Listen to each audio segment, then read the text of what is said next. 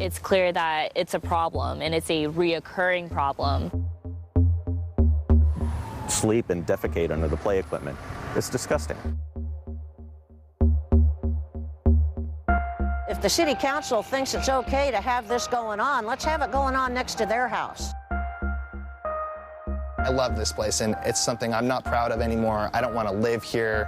I don't want to own a rental here. I just want out. It's no secret that Eugene is dealing with a homeless crisis. The city may be smaller, but the problem itself is not. It's become even more visible in recent years when one of our parks became one of the largest sites for homeless camping in the city. But now Washington Jefferson Park is closed and it's undergoing restorations. That same process will be happening to yet another park in the city that's been well known for its drug activity. So the question arises, can you fix the root issue by cleaning up a park?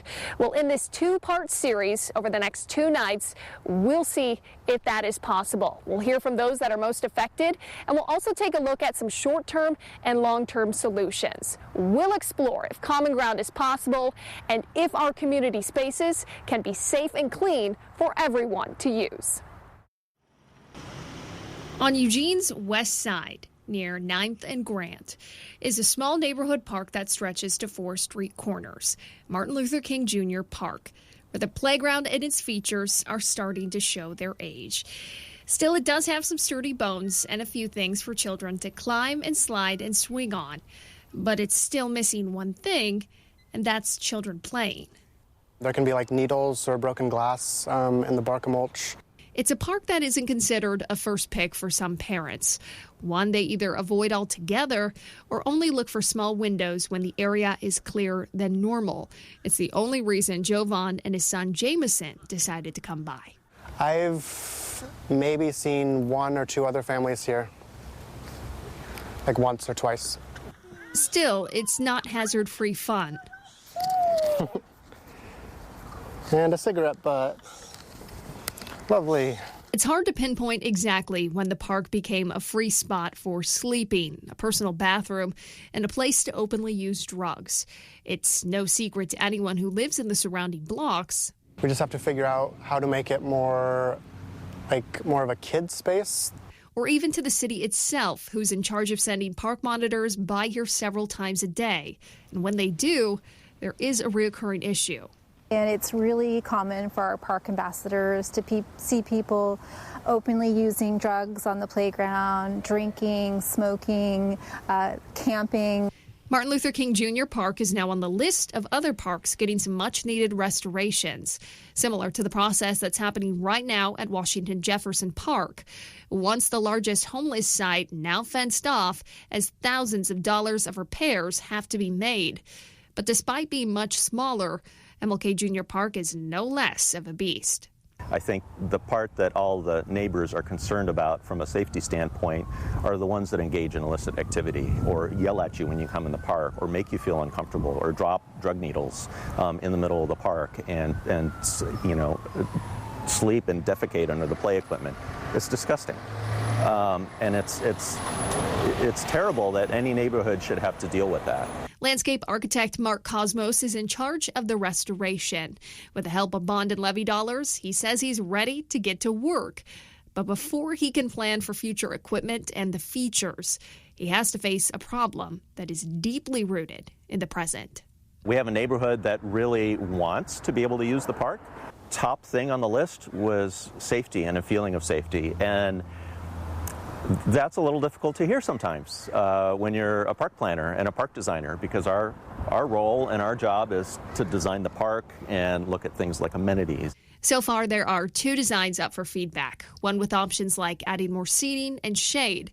There's small skate-friendly features and adding artwork that pays more attention to the namesake of the park, Dr. Martin Luther King Jr. But with safety at the forefront of everyone's mind, Cosmos says they may have to change the landscape. So that means leveling out the small hills and getting rid of some trees.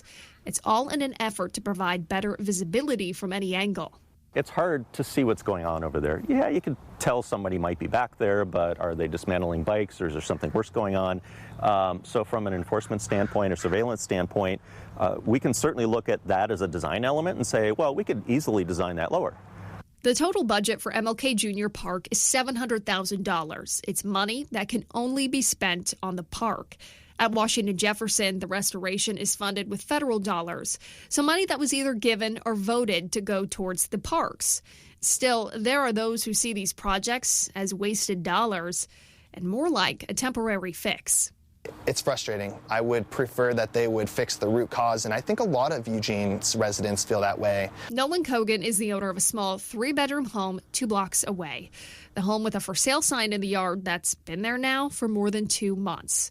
He's wanting to wash his hands of the property after continuous issues with the activity that happens in the area.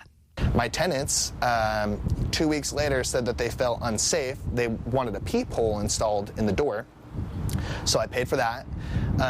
And then about 2 months into the lease, this gate right here, it didn't used to be there, and this alley acted as just a toilet and a place to shoot up drugs. Since the home has been vacant, Nolan says it's been broken into twice, once when he was there getting it ready for showings.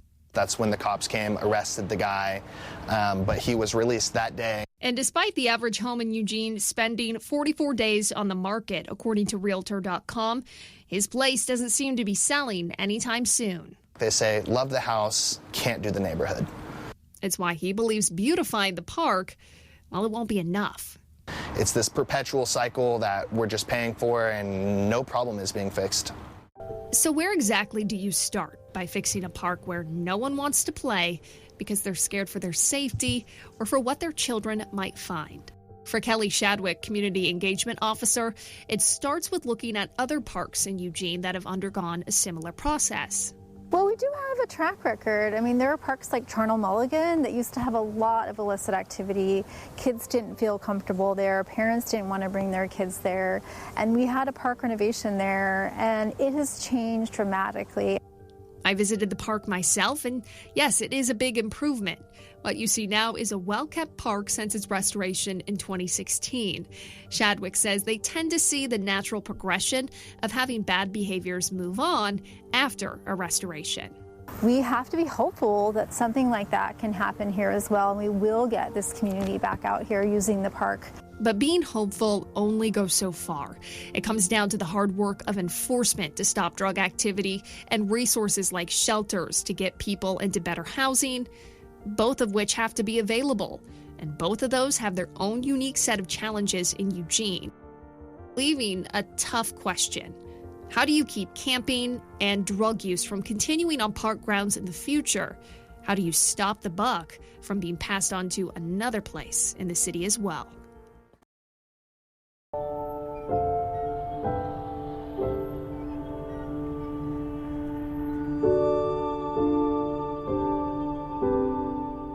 MLK Park is one of the smallest parks in the city, but it generates a fair amount of activity.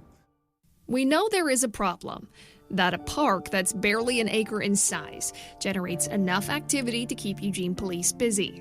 In the last 2 weeks, my housing support officers have arrested at least 10 people. We know a place that's meant for children rarely sees any because of safety concerns. We know that there is open drug use and camping overnight. We know that something has to be done, but the solution is one that is far from simple.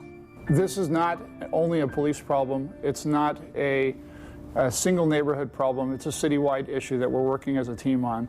Police Captain Doug Mozan is well aware of the issues that stem from not only MLK Jr. Park, but also what happened at Washington Jefferson before it closed for restorations. But the answer he can give to concerned citizens may not be the one they want to hear, and that is they do not have enough staff. There is more work than there are resources at this time. Captain Mozan says they are actively hiring, but they can only dedicate 4 officers, 2 for park resources and 2 for housing support. Simply put, they can't be everywhere at once, despite the number of calls they may get regarding MLK Jr. Park. And even if they can, their level of enforcement is limited. Oregon voters decriminalized drug use of all the types that used to be felony level offenses. that really makes it complicated because we're not going to respond just because you see somebody shooting up in a way that we used to before. Unfortunately, there are some second and third order effects that we didn't anticipate when voters passed that law. As we've reported, Measure 110 was designed to help get more people into treatment for drug use.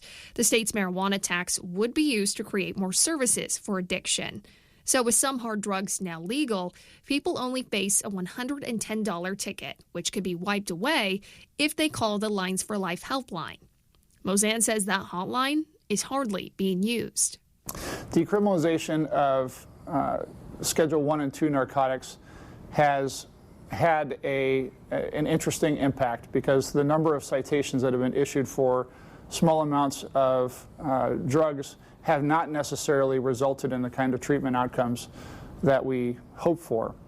What we know is that property crime and all the other crimes connected to that kind of drug use have continued or increased since the passage of that law. So police can only do so much when it comes to drug activity and enforcing park rules. Still, Mozan says restoring a park can help solve some of these issues. And we know that the nicer it is for families and individuals to go and enjoy that park, the less likely there are to be antisocial behaviors.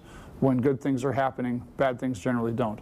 For those who may use city parks as a place to stay and sleep, the focus then shifts to available resources. We know that by the data that's been gathered that we have thousands of people in our community who are unsheltered on any given day, and there's not enough shelter spaces, there's not enough affordable housing available for all of those people. Kelly McIver works with the City of Eugene's unhoused response.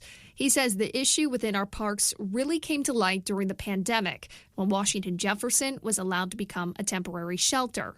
Really brought some of that situation with unsanctioned and public space camping really to people's attention in ways that it hadn't been before. He was also a part of getting people who were temporarily camped at Washington Jefferson into safe sleep sites once it closed for restorations. But those spots filled up fast, and demand outweighs supply.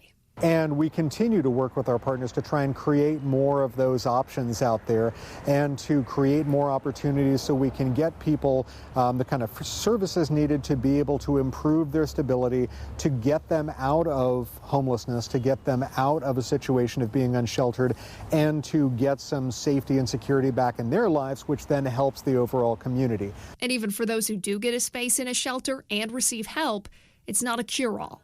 It's not something where there's a guarantee that just because you can plug somebody in a program that 6 months or a year later that they will be fine for the rest of their life to sort of get back on that escalator of stability that we're sort of used to as kind of this idea of, being within the, the sort of stabilized community.